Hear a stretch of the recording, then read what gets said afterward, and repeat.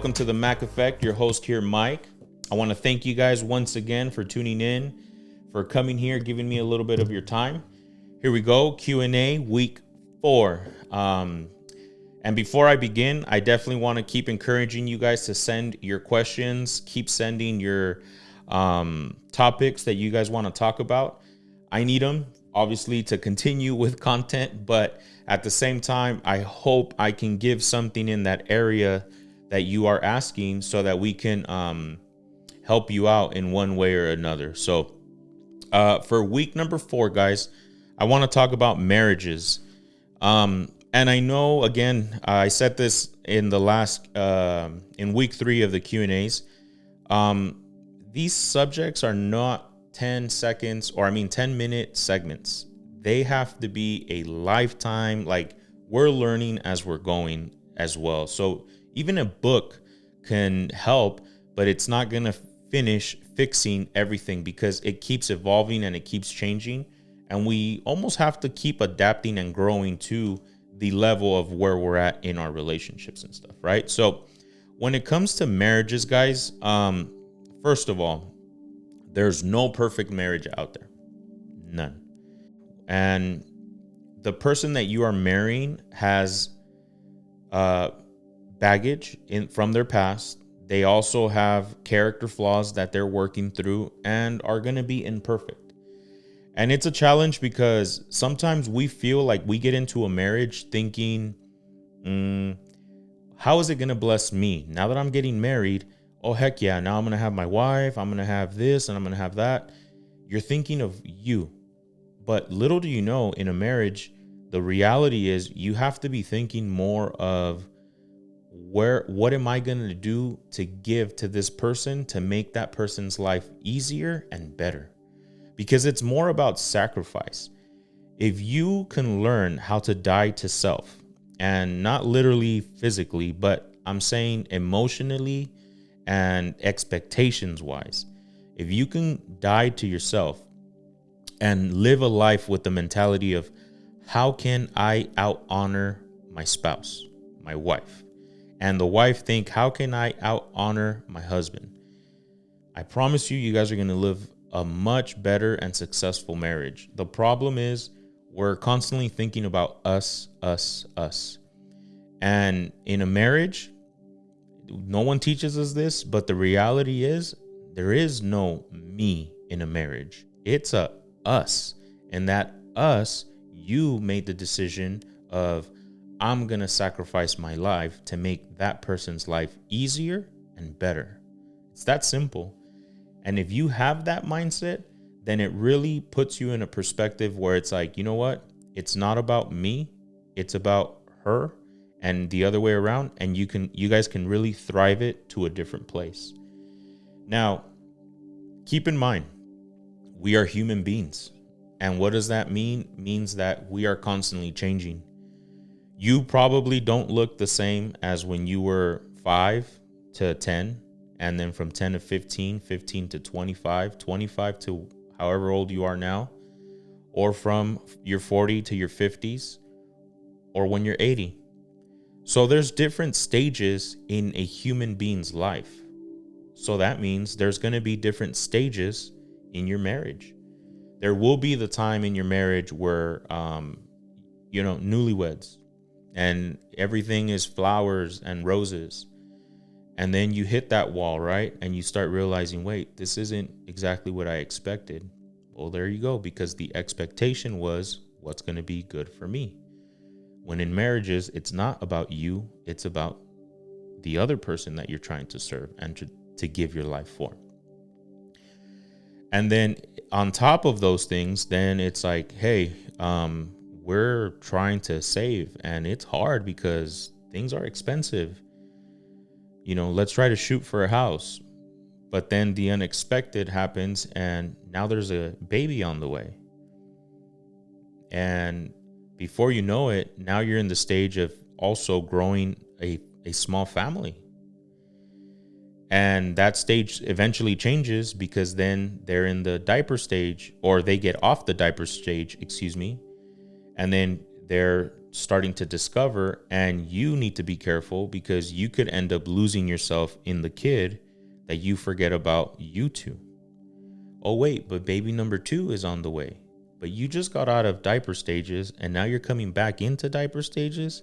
We just sold all of our strollers and the crib and now we got to get him all over again. Yeah, it could happen. And again, before you know it, you two start disconnecting because it all becomes about the attention to the kids.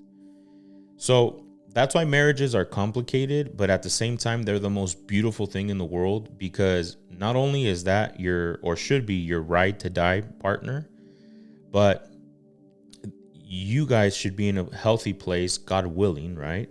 Where you guys can communicate with each other effectively. But I know we lack that, because the truth is I lack that. So it's hard to say, yeah, I want to communicate that I need a date night, or I want to communicate that I want to go golfing, or I want to communicate that I want to hang out with the boys, or I want to communicate that I want to have a girls' night out. But we got to work through it one way or another, because you have to find ways to self-care, right? What we talked about last week. But we also have to take care of the responsibility, which is our spouse and our children.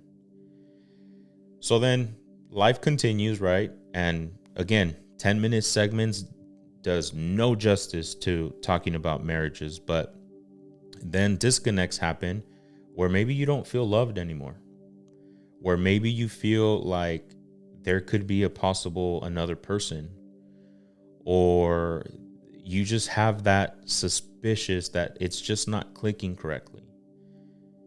And the kids are already kind of starting middle school, high school, and then the surprise baby comes and it just throws everything off, right? Like, I'm not saying this is everyone's life, but what I'm saying is these things happen. Life happens differently for you than for me, but all these things we have to be aware of when we married, the connection was between husband and wife, not kids. Kids are something that God allows us to borrow. And we could even debate that, because I know when it comes to the structure and order of God, this is how I view it. And if you guys agree with me, great. And if you guys don't, it's fine with me as well. We can definitely debate it if you guys want one day. But the structure in my eyes, it's God goes first, then it's husband, then it's wife, then it's children. But when it comes to husband and wife, it's almost like they're in the same field, only because the Bible does say, for the woman to submit to man, but man, love your spouse like Christ loved the church. So when it comes to godly structure, that's how it is. But when it comes to household structure, it's you guys are on the same playing field. The kids do not go above the husband. So it's wives, it's not you, then the kids, and then the husband. No, wives, it's you and the husband, then the kids. So because the kids one day are going to leave us, they're going to start their own family, and then it's going to be you two left. And what's going to happen? So you guys got to find ways to continue to connect, either reminding yourselves of how it first started, because the love is really there. It really is. You just have to learn how to be intentional, meaning don't let it ever die.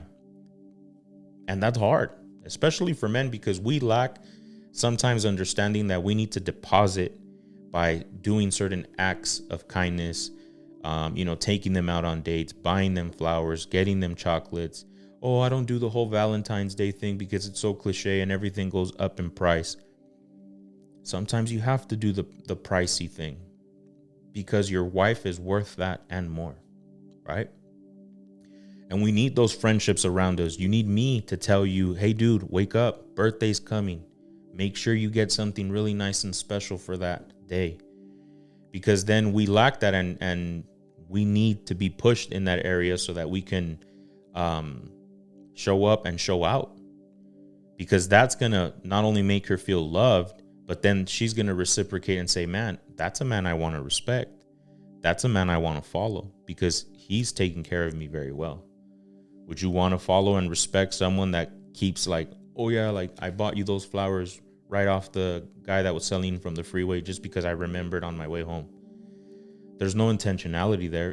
It wasn't a meaningful thought. A meaningful thought is, I'm taking the day off, or I'm taking this time to go to the mall or to go to the flower shop and to place the order behind her back without her knowing to do this. And for us, it can, for guys, I know it can be like, what for? Like, I do so much already. The cars are kept up. The house is kept. Like, this is crazy. Well, this is what you signed up for when you married someone. This is why you're the man of the house. God didn't make you the woman. God made you the man, because God knew that you can step up. God knew that you can take on this responsibility, and God knew that you can do it. Now, if you don't want to, that's fine. But I'm telling you, these are the areas that I lacked in. And I knew that I was failing, or now I know that I was failing in my first marriage. But again, to justify things in 10 minutes or 15, whatever, it doesn't make, I can't. Marriages are very complicated. There's a lot of hurt that happens between husband and wife as well. Little things that can eventually be suppressing either him or her down, and you guys got to find ways to break through. But if you guys have any questions, please send them in. If there's something that I kind of touched on that you're like, man, I want a little bit more elaborated on, send it in. More than happy to help, more than happy to share.